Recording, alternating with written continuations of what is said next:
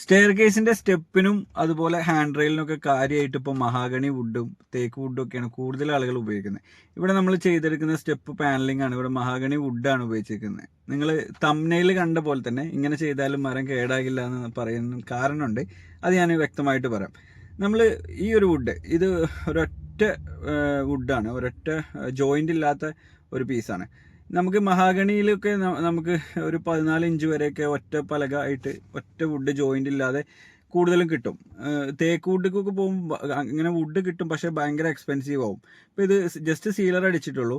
നമ്മൾ would first ചെയ്യുന്ന സമയത്ത് വുഡ് കട്ട് ചെയ്ത് പ്ലെയിനർ അടിച്ചതിന് ശേഷം ഫിറ്റ് ചെയ്യുന്നതിൻ്റെ മുമ്പ് നമ്മളിങ്ങനെ അതിൻ്റെ റീപ്പറും കാര്യങ്ങളും സെറ്റ് ചെയ്തിട്ട് ഇതുപോലെ സാൻഡർ അടിക്കും. സാൻഡർ അടിച്ച് ഫസ്റ്റ് ഘട്ടം സാൻഡർ അടിക്കുക എന്നുള്ളതാണ്. ഇങ്ങനെ സാൻഡർ അടിച്ച് അത് ഒന്നും കൂടെ ഒന്ന് മിനുസപ്പെടുത്തി എടുക്കുക എന്നുള്ളതാണ് നമ്മൾ ഈ ഒരു വർക്കിൻ്റെ ആദ്യ ഘട്ടം. ഈ ഒരു വുഡ് കേടാകില്ല എന്ന് ഞാൻ പറയാൻ കാരണം ഈ വുഡ് ട്രീറ്റഡ് ആണ്. കെമിക്കൽ ട്രീറ്റ് ചെയ്ത് ഡ്രൈ ചെയ്തെടുത്തിട്ടുണ്ട്. അതായത് നമ്മൾ സാധാ മരം തന്നെ, മഹാഗണി മരം കെമിക്കൽ അടിച്ച് കയറ്റിയിട്ട് അത് ട്രീറ്റ് ചെയ്യുക എന്നുള്ളൊരു പ്രോസസ്സാണ് സാധാരണ പറയാം. അതിനുശേഷം അത് ഡ്രൈ ചെയ്യും. ഉണക്കിയെടുത്തത് കൊണ്ട് നമുക്ക് ഈ വുഡ് ഒരിക്കലും കുത്തിപ്പോകില്ല, കേടാകില്ല. ഇതിപ്പോൾ പ്ലെയിനർ അടിച്ചതിന് ശേഷം ഇപ്പോൾ ഇവിടെ ചെയ്യുന്ന റൂട്ടർ അടിക്കുകയാണ്. റൂട്ടർ അടിക്കുക എന്ന് പറഞ്ഞാൽ നമ്മളെ സ്റ്റെപ്പിൻ്റെ ഫ്രണ്ടിലായിട്ട് കാണുന്ന രീതിയിൽ ഒരു ഡിസൈൻ കിട്ടാൻ വേണ്ടിയിട്ടാണ് ഇങ്ങനെ ഒരു ഗ്രൂ ഡിസൈൻ. അതിനാണ് നമ്മൾ റൂട്ടർ മെഷീൻ വെച്ചിട്ടാണ് ഇത് അടിക്കുന്നത്. അതിനുശേഷം പിന്നെ നമ്മൾ ചെയ്യുന്നത് അതിൻ്റെ താഴെ സ്റ്റെപ്പിൻ്റെ താഴെ കോൺക്രീറ്റിൻ്റെ ഭാഗത്തോട്ട് പോകുന്ന ഭാഗം കറക്റ്റ് സീലർ അടിക്കുകയാണ്. കാരണം ഈ ഭാഗത്ത് പിന്നെ നമുക്ക് പോളിഷ് ചെയ്യാനോ സീലർ അടിക്കാനോ ഒന്നും നമുക്ക് കഴിയില്ല, കാരണം അടിയിൽ പോകുന്നത് കൊണ്ട്. അതുകൊണ്ട് നമ്മൾ വെക്കുന്നതിന് മുമ്പ് ജസ്റ്റ് ഒന്ന് സീലറെങ്കിലും അടിച്ച് വെച്ച് കഴിഞ്ഞാൽ അവിടെ പിന്നെ കറ ഇളകി പോവില്ല. അല്ലെങ്കിലുള്ള പ്രോബ്ലം നമ്മളിത് വെച്ചതിന് ശേഷം സീലർ അടിക്കാതെ വെച്ചാൽ ഈ മഹാഗണി വുഡൊക്കെ ഒരു ഇത്തിരി വെള്ളമോ കാര്യങ്ങളോ തട്ടിയാൽ അതിൻ്റെ ഒരു കറയായിട്ട് ഇളകി പോകുന്നത് ചുറ്റും നമ്മളെ പെയിൻറ്റിലോട്ടൊക്കെ ഇളകി വരുന്നത് കാണാം. ഇപ്പോൾ ഇവിടെ വുഡ് നമുക്ക് ഏകദേശം ഒരു 19 സ്റ്റെപ്പോളം വുഡ് വരുന്നുണ്ട്. ഇതിൽ 1-2 വുഡ് മാത്രമാണ് നമുക്ക് ഒറ്റ പലക കിട്ടാത്തുള്ളൂ, ജോയിൻറ്റ് വന്നിട്ടുള്ളൂ. പിന്നെ ലാൻഡിങ്ങിലുമാണ് ജോയിൻറ്റ് വന്നിട്ടുള്ളത്. ഇതിൽ മെയിനായിട്ട് ശ്രദ്ധിക്കേണ്ടത് എന്താണെന്ന് വെച്ചാൽ ഇവിടെ നമ്മൾ കോൺക്രീറ്റിലാണ് ഇത് പാനൽ ചെയ്യുന്നത്. കോൺക്രീറ്റിൻ്റെ സ്റ്റെയർ കേസ് സ്റ്റെപ്പ് ഓൾറെഡി ചെയ്തിട്ടുണ്ട്. ഫസ്റ്റ് നന്നായിട്ട് ബ്രഷ് വെച്ചിട്ട് അതിലുള്ള പൊടി കാര്യങ്ങളെല്ലാം ക്ലീൻ ചെയ്തെടുക്കണം. ഇവിടെ ഉള്ളൊരു പ്രോബ്ലം, ഇവിടെ ഈ ഒരു സൈറ്റിൽ വന്നിരിക്കുന്ന ഒരു പ്രോബ്ലം നിങ്ങൾ കണ്ടു കഴിഞ്ഞാൽ മനസ്സിലാവും. ഇതിൻ്റെ ഒരു ലെവൽ വ്യത്യാസം എത്രത്തോളം നിങ്ങൾക്ക് ഇപ്പോൾ ഞാൻ കാണിച്ചു തരാം. സാധാരണ ഇങ്ങനത്തെ സ്റ്റെയർ കേസിൽ പാനൽ ചെയ്യുന്ന സമയത്ത് കറക്റ്റ് അളവിൽ തേച്ചെടുക്കണം. ഇത് കണ്ടില്ല, ഇത്രത്തോളം ഒരു 2-3 mm മൂന്ന് നൂല്, ഏകദേശം ഒരു 1/2 ഇഞ്ചോളം 1/4 ഇഞ്ചിൻ്റെ മുകളിലോളം അത് ലെവൽ വ്യത്യാസമുണ്ട്. അപ്പോൾ അത് ആദ്യം ലെവൽ ചെയ്യാനും പിന്നെ വുഡ് ഒട്ടിക്കാനും വേണ്ടിയിട്ട് നമ്മൾ ടൈലിൻ്റെ ഗമ്മാണ്, ടൈൽ ഒട്ടിക്കുന്ന ഗമ്മാണ് ഉപയോഗിക്കുന്നത്. ചില കേസിൽ നമ്മൾ സിലിക്കോണും അപ്ലൈ ചെയ്യാറുണ്ട്. പക്ഷേ ഇവിടെ ഈ ഒരു സ്റ്റെപ്പ് ലെവലല്ലാത്തതിൻ്റെ പേരിലാണ് നമ്മൾ ഈ ഗമ്മ് ഉപയോഗിച്ചത് ചെയ്യുന്നത്. അതിനുശേഷം നമ്മൾ നന്നായിട്ട് ഗം അതിൽ പേസ്റ്റ് ചെയ്തിട്ട്, ടൈലിൻ്റെ ഗമ്മാണ്, ടൈൽ ഒട്ടിക്കുന്ന ഗമ്മാണ്, പേസ്റ്റ് ചെയ്തിട്ട് അത് കറക്റ്റ് ലെവൽ ഇത് സ്പിറ്റ് ലെവലാക്കിയിട്ടാണ് ഇത് ചെയ്യുന്നത്. അതിനുശേഷം നമ്മൾ ഒരു സ്റ്റെപ്പിൽ 6 സ്ക്രൂ സ്റ്റെയിൻലെസ് സ്റ്റീലിൻ്റെ സ്ക്രൂ ആണ് നമ്മൾ ചെയ്യുന്നത്. ഒരു 2.25 ഇഞ്ചോളം നീളം വരുന്ന സ്ക്രൂ ആണ് നമ്മളിതിൽ സ്ക്രൂ ചെയ്ത് വെക്കുന്നത്. ഇതിനകത്ത് ഫിഷറും വെച്ചിട്ടുണ്ട്. ഫിഷർ സ്ക്രൂ ആണ് ഇത് നമ്മൾ ചെയ്തിരിക്കുന്നത്.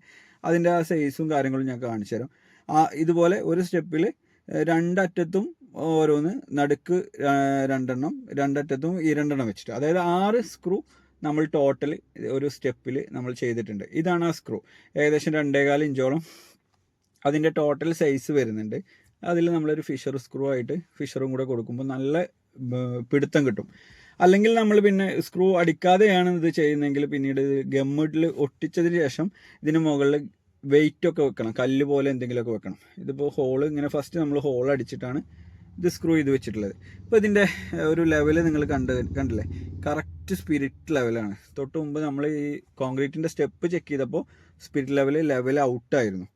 ഇപ്പോൾ ഇത് കോൺക്രീറ്റിൻ്റെ ഇതുപോലുള്ള സ്റ്റെപ്പൊക്കെ ആയതുകൊണ്ടാണ് ഇവിടെ നമ്മൾ 3/4 ഇഞ്ച് സൈസിലുള്ള വുഡ്, കനത്തിലുള്ള വുഡ് മാത്രമാണ് ഇവിടെ എടുത്തിട്ടുള്ളത്. സാധാരണ നമ്മൾ മെറ്റൽ സ്റ്റെയർ കേസിൽ ഇത് പാനൽ ചെയ്യാറുണ്ട്. മെറ്റൽ സ്റ്റെയർ കേസിൽ നമ്മൾ പാനൽ ചെയ്യുമ്പോൾ ഒരു 1.25 ഇഞ്ചെങ്കിലും കനം കൊടുത്തിട്ടാണ് ഇത് ചെയ്യാറുള്ളത്. ഇവിടെ ഓൾറെഡി ഈ സ്റ്റെയർ കേസ് കോൺക്രീറ്റിൽ ചെയ്തതുകൊണ്ട് ഒരു സ്റ്റെപ്പിൽ നിന്ന് അടുത്ത സ്റ്റെപ്പിലുള്ള അകലം ഓൾറെഡി ഇവർ കാൽക്കുലേറ്റ് ചെയ്ത് വെച്ചിട്ടുണ്ടാവും. ഫ്ലോറിൽ നിന്ന് ഫസ്റ്റ് സ്റ്റെപ്പൊക്കെ എത്രയാണോ അവർ കാൽക്കുലേറ്റ് ചെയ്ത് വെച്ചിരിക്കുന്നത്, ആ ഒരു കനത്തിലുള്ള വുഡാണ് പിന്നീട് നമ്മൾ എല്ലാ സ്റ്റെപ്പിലും ചെയ്യേണ്ടത്. അത് പ്രകാരം ഇവിടെ 3/4 ഇഞ്ച് കനം മാത്രമാണ് കണ്ടിട്ടുള്ളത്. ഏകദേശം 20 mm തിക്നെസ്സിലുള്ള വുഡാണ്. പക്ഷേ ഫ്രണ്ടിൽ നിന്ന് നോക്കുന്ന സമയത്ത് നമുക്ക് ഏകദേശം ഒരു 1.5 ഇഞ്ച് കനം തോന്നിക്കാൻ വേണ്ടിയിട്ട് ഫ്രണ്ടിലൊരു റീപ്പർ പോലെ നമ്മൾ എക്സ്ട്രാ ഒരു വുഡ് അടിച്ചു കൊടുത്തിട്ടുണ്ട്. അതിലാണ് ഈ 2 വുഡും കൂടെ ജോയിൻ്റ് ആവുന്ന ഭാഗത്താണ് നമ്മൾ ഒരു ഗ്രൂ ഡിസൈനും കൂടെ കൊടുത്തത്. ഫ്രണ്ടിൽ നിന്ന് ഒരു ഡിസൈൻ കാണാവുന്ന രീതിയിലും അതുപോലെ ജോയിൻ്റ് വരുന്ന ഭാഗത്താണ് ഈ ഒരു ഗ്രൂ കൊടുത്തിരിക്കുന്നത്.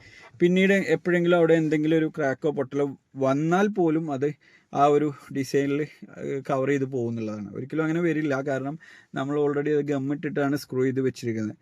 പിന്നെ ഞാൻ പറഞ്ഞു, ഇത് കെമിക്കൽ ട്രീറ്റ് ചെയ്ത വുഡ് ആയതുകൊണ്ട് നമുക്കിതിൽ പൊട്ടലോ അതുപോലെ കുത്തിപ്പോവാന്നുള്ളൊരു കംപ്ലൈൻറ്റോ അത്രത്തോളമൊന്നും വരില്ല.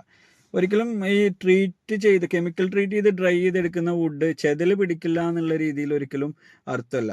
ഇത് കാര്യമായിട്ട് വുഡ് കുത്തിപ്പോവാതിരിക്കാനുള്ള പ്രോബ്ലത്തിനാണ് കെമിക്കൽ ട്രീറ്റ് ചെയ്യുന്നത്. അതുപോലെ വെയിലൊക്കെ അടിക്കുന്ന സ്ഥലമാണെങ്കിൽ പെട്ടെന്ന് വുഡ് പൊട്ടിപ്പോവും. അങ്ങനത്തെ സ്ഥലങ്ങളിലൊക്കെ ട്രീറ്റ് ചെയ്ത വുഡ് തന്നെ യൂസ് ചെയ്യാണ് ഏറ്റവും നല്ലത്.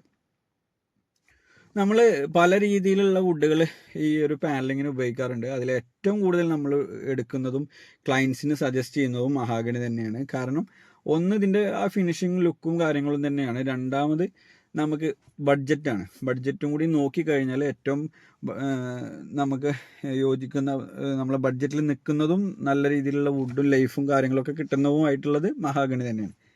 അല്ലാത്ത പക്ഷം തേക്ക് വുഡും യൂസ് ചെയ്യാം, പക്ഷേ കോസ്റ്റ് നന്നായിട്ട് പോകും. തേക്കിലൊക്കെ ഉള്ള ഒരു പ്രോബ്ലം എന്താണെന്ന് വെച്ചാൽ നമുക്ക് വെള്ളപ്പെടാതെ അതിൻ്റെ കാതിൽ മാത്രം കിട്ടണമെങ്കിൽ അത്രയും വണ്ണത്തിലുള്ള മരം എടുക്കണം. പിന്നെ കൂടുതലും ആളുകൾ കരിവാക പോലുള്ള മരങ്ങളൊക്കെ ഉപയോഗിക്കും. ഇപ്പോൾ ഇമ്പോർട്ടഡ് മരങ്ങളായിട്ടുള്ള കുറേ മരങ്ങൾ ഇപ്പോൾ ആളുകൾ സ്റ്റെയർ കേസിനൊക്കെ ഉപയോഗിക്കുന്നുണ്ട്. മർബോ, മലേഷ്യൻ വുഡുകളൊക്കെ പോലുള്ള വുഡുകൾ.